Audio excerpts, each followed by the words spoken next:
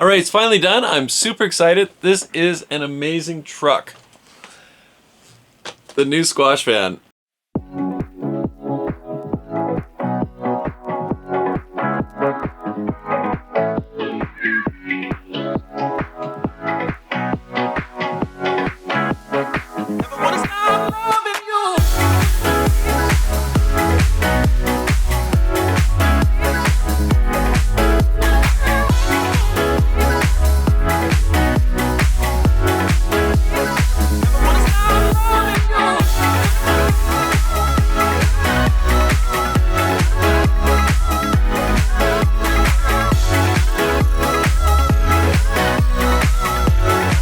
And I'm surprised. I was stoked to get this from the time it was announced. I was like, finally, one of these gear models that is standard enough size. It's long enough that it's like a normal RC truck. I don't know how else to put it. The GFO ones are really, really short. The rear wheels are about here, and they were made to do wheelies. They're comical, fun for kids, but this is more like fun for big kids. Anyway, really, really enjoyed building this. It took an afternoon actually to build it. It took a while longer to paint it.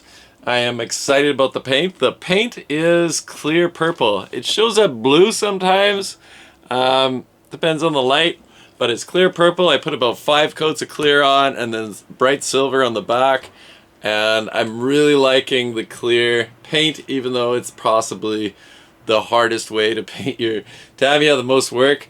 I think I'll be doing more clear builds. Anyway, beautiful truck. I think it looks better than the box art color. I think they should have went with this for their box art. Beautiful. So I've built it. It is a standard build. There's only a couple things different than box standard. One, I put foams in the tires, so there's foams in there, and I put ball bearings in it because, well, why not? So here is the Squash van. Beautiful truck. I think if you're a new builder or a seasoned pro builder, whatever you want to call us, people that spend too much money on RC cars, that this is a great kit. It is possibly, I think, in 2023, this and the BBX are the two must-have kits. This is an instant classic. I want to go out and say it right now. Instant classic. I've seen so many people online building different versions of this, different bodies. I almost want to buy a second one and build it to be a monster buggy, actually. So I'll just pull the body off. The body is not too hard to paint if you don't paint in like -5, which is what I did. And you can see there's some runs in there, and you can see a little discoloration. So what happened is I was painting in very cold weather, so below 0, and the sun had passed where I could get any sunlight on it, and I kept painting and it looked like the paint was dry, and I added the silver, and I thought, oh, maybe it's not dry, so I took it inside and set it down, and after I set it down, the paint warmed up and ran and pooled. So there's a little discoloration on my roof, but other than that, it looks premium. Looks really, really nice. And I'm loving that paint. It's just beautiful. So body is very unique, very cool. I'm recommending this paint color. I think it's a good choice. Now, as for the build, it is a simple enough vehicle to build. All the gears go inside, put everything together. I've built with the silver can. I have the really poor friction dampers on, friction shocks, and we'll see how it works with those. I don't think it's going to have very good suspension. For example, if I push it down, that's quite the rebound rate. Tends to stay down. So I'm not really impressed with that. I think as far as a kit goes, if you made taller shock towers, you could move the suspension up quite a bit, make it actually sit flat and sit a lot lower. I've built it with just standard 2-wheel steering. You can build 4-wheel steering, so the steering mounts in the center section. That's where the pivot is for the steering, and you have the same thing on the back, and you can put another mount on. The kit does come with the kit does come with the parts to do 4-wheel steer. The reason I haven't done it is because I want this to be fast. Now I know what you're thinking. It has a silver can in it, but I'm going to be switching that out for like a 4,000 kV brushless system. So in the end it's going to go fast, and if you want to drive fast, 4-wheel steer just makes you flip more.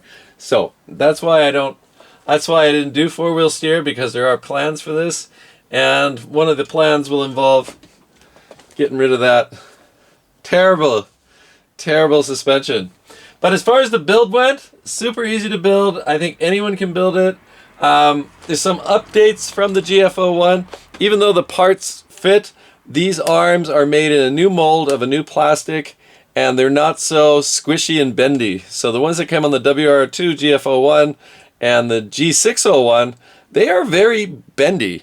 So on my WR2, I replaced them with aluminum. These are quite stiff. They're two pieces, they bolt together, and put screws in and put them together, but they're much stiffer, so much better plastic, and I think no need to replace them. That's something I thought I'd have to replace, but I think no need to replace them.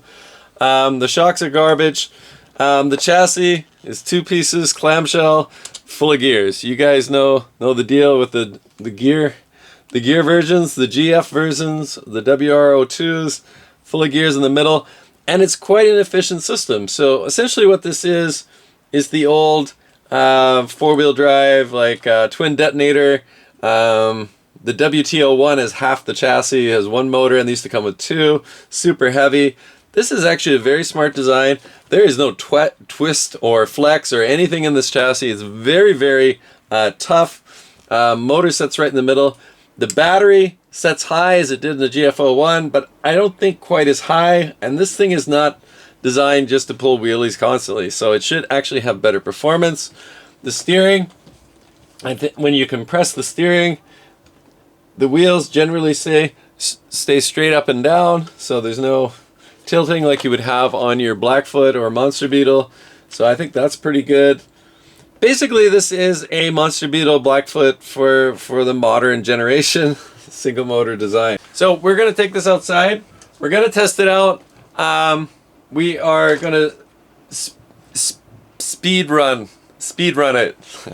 I'm going to put the GNS, the Global Positioning System speedometer on it, and we'll see just how fast this will go in a silver can. We'll see the performance of these amazing friction shocks, and then we'll come back inside and I'll give my final thoughts on the stock build. Spoiler alert, I don't think I'm really gonna like it in the stock form. Typically, I don't build my Tamiyas to stock format. Like, I rarely ever, even the oil shocks that come in the kits, plastic oil shocks, I don't even build them. I got loads and loads of pieces everywhere. And definitely the friction shocks, I don't bother building them either. These are terrible. I think the springs are actually nice and soft, and the older kits come with a much heavier spring, and the friction dampers actually work better with those heavier steel springs. But alright, let's take it outside and let's see what this can do. I'm excited. As I said, I might buy another one and turn it into a different vehicle. I think there's lots of possibilities if you're into building and you're into modding for the squash van. So let's get the body on, let's get it ready, and let's there we go. So let's get it ready, let's take it outside and see how this thing works. Let's try this out. Let's make sure everything's connected well. Alright. Power. Where did I put the power switch? Right there. Beep beep. Oops. Oh, you gotta fix the trim a little bit.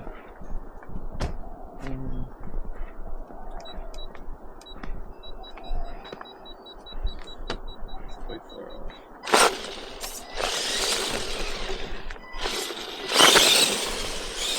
Oh, really? It's faster than I thought it'd be.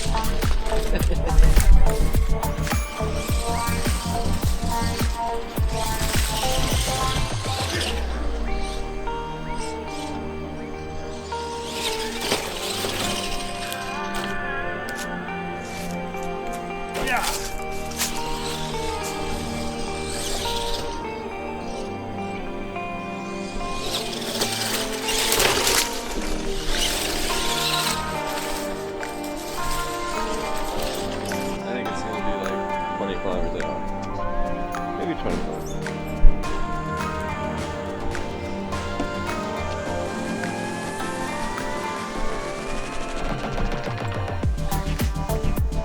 We do have power in it this time, unlike the last time we tried to use it. Good.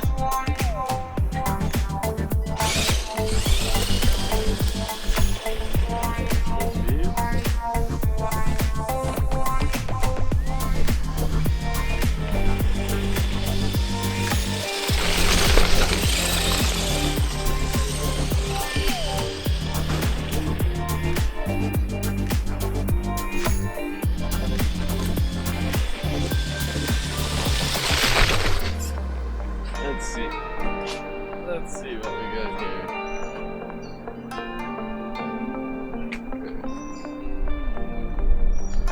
Okay. 22! I wasn't far off. So Silvercan 2S, 22 kilometers an hour.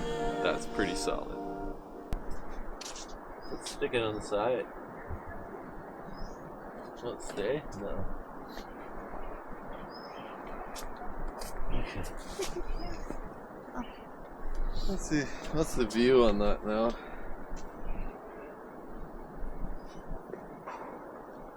That's alright. Let's see if it stays there.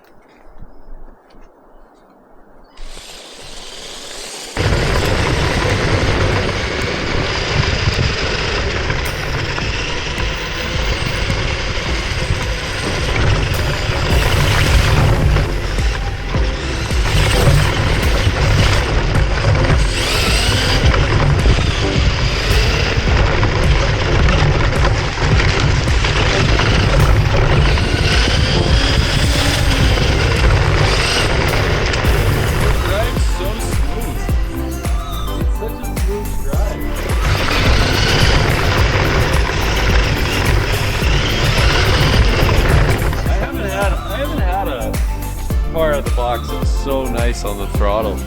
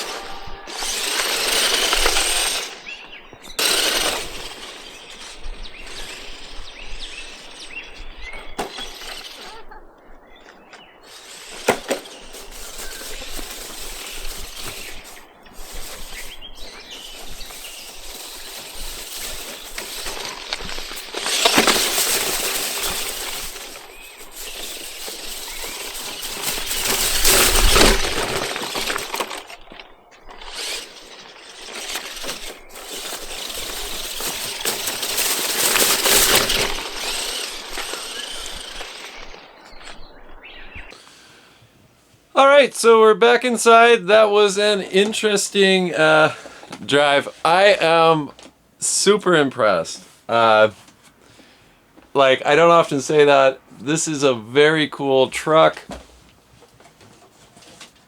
Tamiya keeps outdoing themselves. It's great to see modern Tamiyas that are instant classics. This is definitely going to be a fun kit for anyone. As it's built with the silver can motor, it is not fast, as you saw. It's 22 kilometers per hour. Definitely not fast, but it's so much fun to drive. I am a little bit worried that when I put the brushless system in, it's gonna kind of ruin the experience, but we'll find out. We'll find out if I ruin it. And if it is kind of ruined, I'll go back and I'll put the silver can back in. Can't believe I'm saying that. But I think it'll actually work really well with a brushless system. As it is the smoothest transmission on the trigger. I've never driven such a smooth vehicle as far as transitioning speeds. It's great. And it's pretty capable. You saw it going through the long grass, going over rocks and stones, and I didn't think it would. It's completely open diff. I didn't put any diff putty or anything in those diffs. Completely open. There's no resistance, and yet it still performs pretty good. As far as any damage or anything, no damage. A few little crashes, a couple little scrapes on the bottom of the chassis, but that's to be expected. A few bumps in the bumper, scraped the corners of the body bumper. Yeah, it's no longer pristine. It's got a bit of dust on it, a few scratches in the body, but super fun, and I can't wait to upgrade it. So what are we going to do for upgrades? Well, I can show you. I got the parts in here. I bought them when I bought the kit. I think my pipe paint job is so much better than the box art, even though I really did dig that color when I saw it. I noticed they have a decal for